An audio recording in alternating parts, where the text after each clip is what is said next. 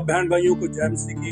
प्रभु आपको आशीष और बरकत दे। मैं पास्टर यूनुस ताजपुर लुधियाना में सेवा करता हूँ और फेथ टीवी के माध्यम से मैं आपसे आज वचन साझा करूंगा। प्रभु आपको आशीष और बरकत दे।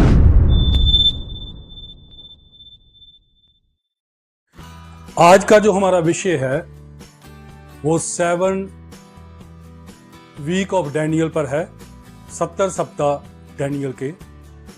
और ये भेद भरा वचन है और बड़े ध्यान से इसको सुनना है। प्रभु आपको बरकत दे, क्योंकि ये जानना हमें बड़ा जरूरी है। और हमारी मिनिस्ट्री जो है वो प्रोफेसी पर है, भेदों पर है, जैसे प्रकाशित वाक्य पर है और डैनियल की पुस्तक होगी और उत्पत्ति की पुस्तक है, उसमें से है। तो इससे पहले हम वचन को शुरू करें। चलो हम वचन को पढ़ते हैं और मेरे साथ आप निकाल सकते हैं यिर्मयाह की पुस्तक, उसका 25 अध्याय और उसकी 11 आयत को हम पढ़ेंगे।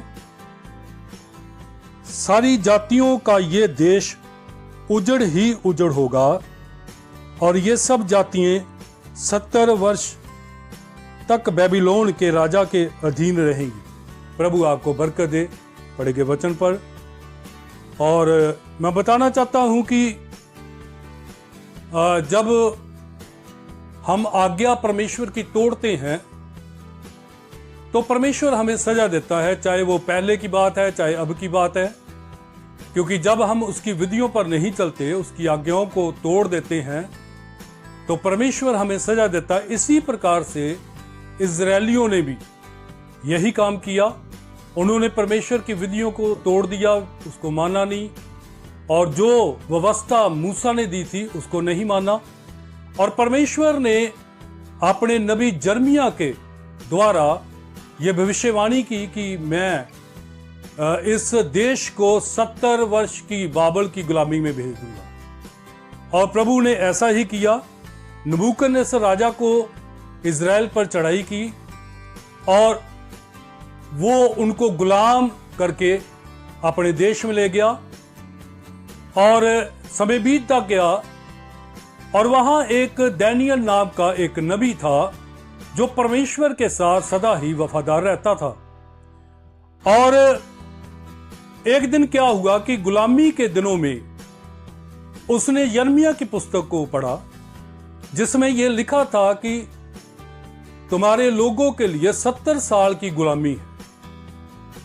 और उसने कैलकुलेशन लगाया कि हम कब गुलामी में गए थे, और उस कैलकुलेशन के अनुसार उसने ये जान लिया कि 2 साल हमारे 68 वर्ष जो हैं ये बीत चुके हैं और 2 वर्ष जो हैं हमारे बाकी हैं।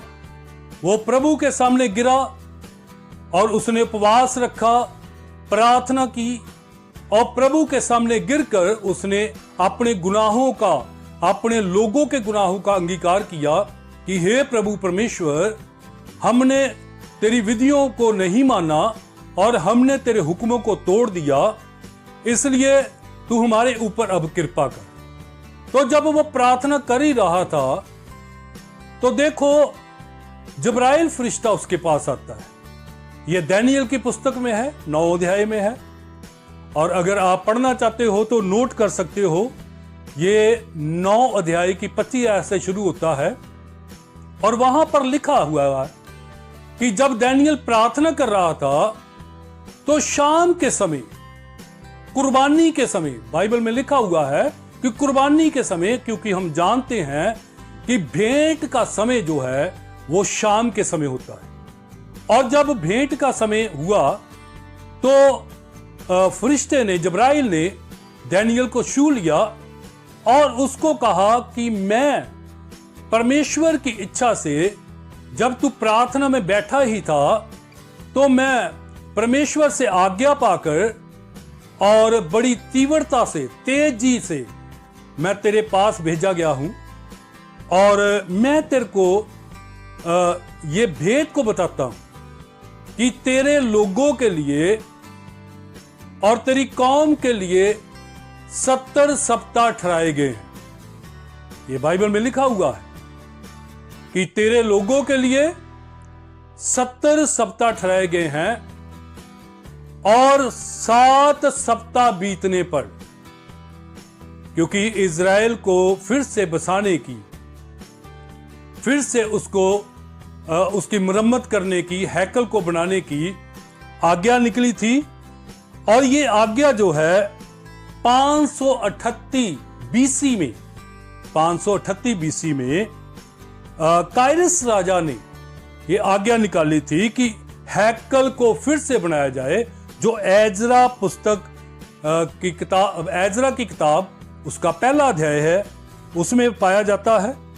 और उसके बाद ये काम को फिर से हैकल के काम को रोका गया। और ये जो है मिलता है, ये एजरा की पुस्तक 3 अध्याय में मिलता है, जहां पर विरोध होता है। 4 अध्याय में इसको रोका गया था और फिर 520 में राजा दारा के समय में इसकी फिर आज्ञा निकली इसी बनाने की और कमांड दी गई, लेकिन वहां पर भी काम शुरू नहीं हुआ।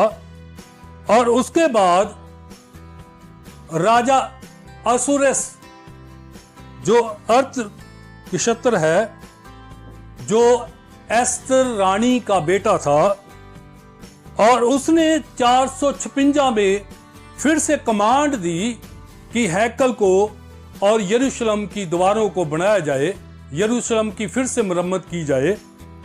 और ये आज्ञा जो है 456 में निकली, लेकिन 2 साल तक ये काम नहीं शुरू हुआ। और 454 में ये काम जो है शुरू होता है। और ये जो बात जो है, ये जब्राइल फरिश्ता जो है, ये जब्राइल फरिश्ता जो है, ये दानियल को बता रहा है।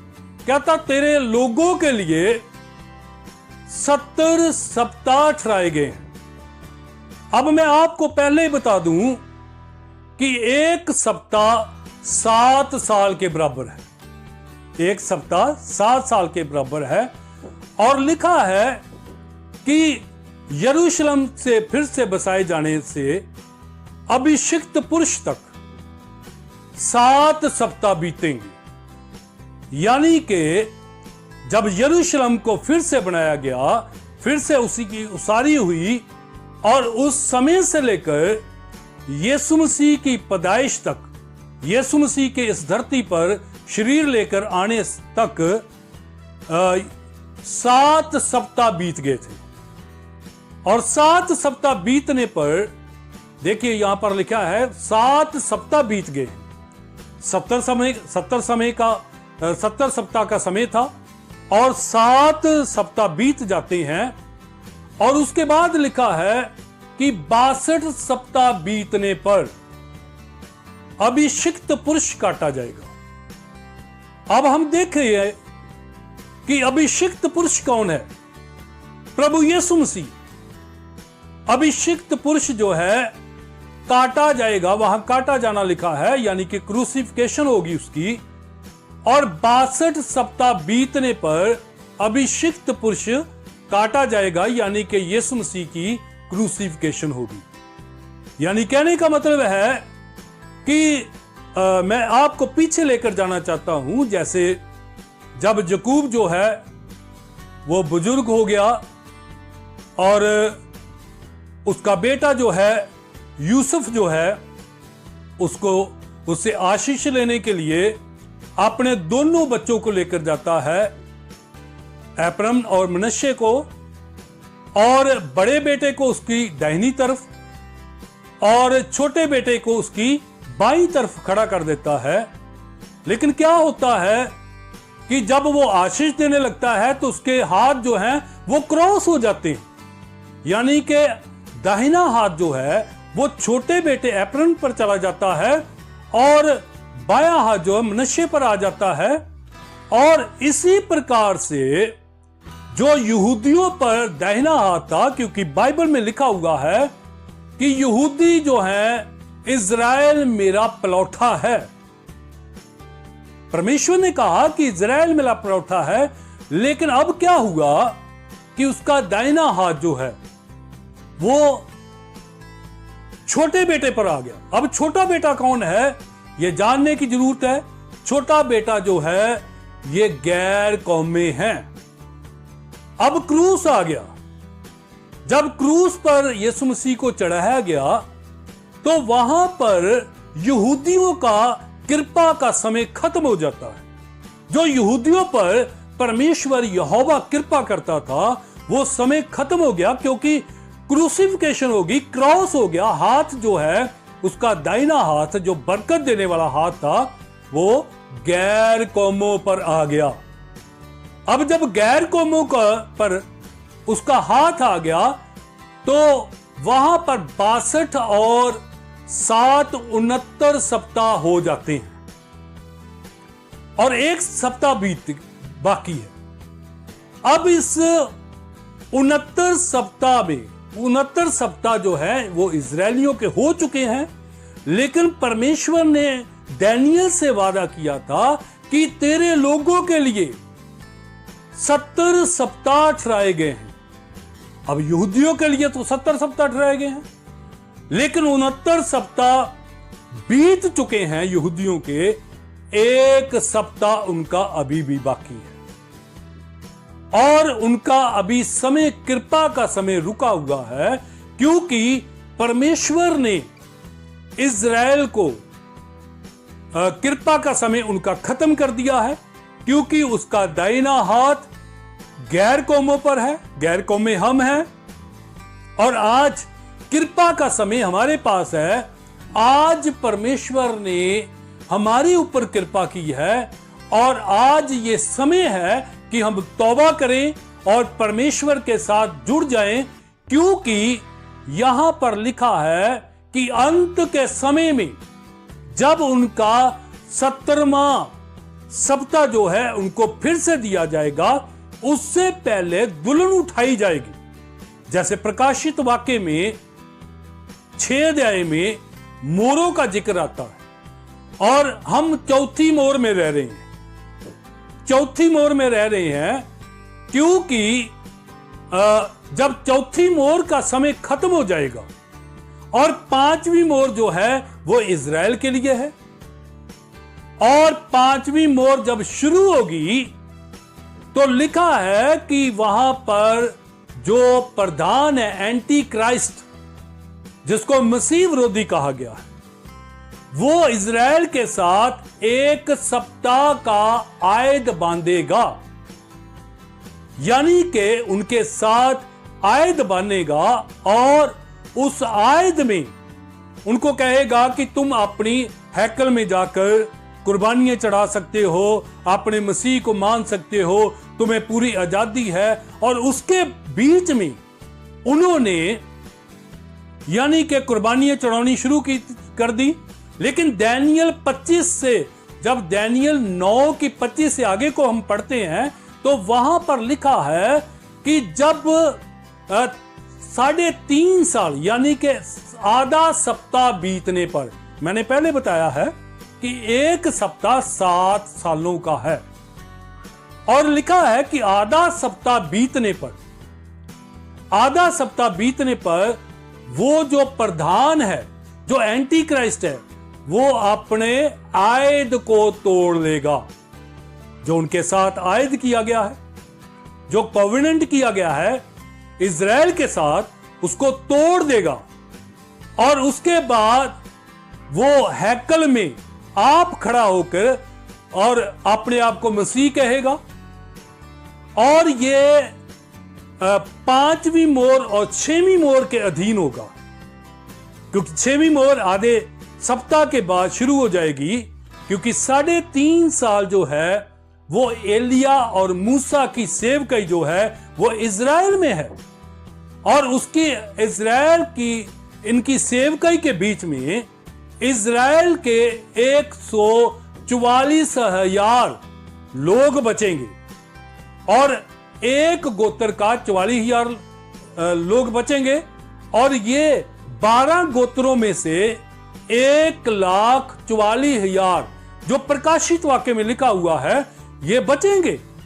ये 1,44,000 बचेंगे और उसके बाद ये जो है इजराइल का समय है।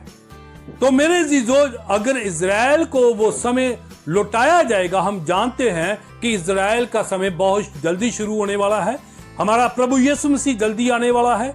इसलिए हमें ये जानने की जरूरत है, जैसा दानियल ने प्रभु के सामने गिरा कि तू प्रभु परमेश्वर तू हमें माफ कर, क्योंकि उसको पता लग गया था कि हमारे छुटकारे का समय निकट है। अब हम देखिए, बाइबल हमें बताती है कि हमारे छुटकारे का समय भी निकट है। हमारा प्रभु यीशु मसीह बहुत जल्दी बादलों पर आने वाला है और हमें दुल्हन को अपने साथ लेकर जाने वाला है। इसलिए हमें बहुत जल्दी अपने आप को प्रभु के साथ जोड़ना है ताकि हम प्रभु के साथ उठाए जाएं।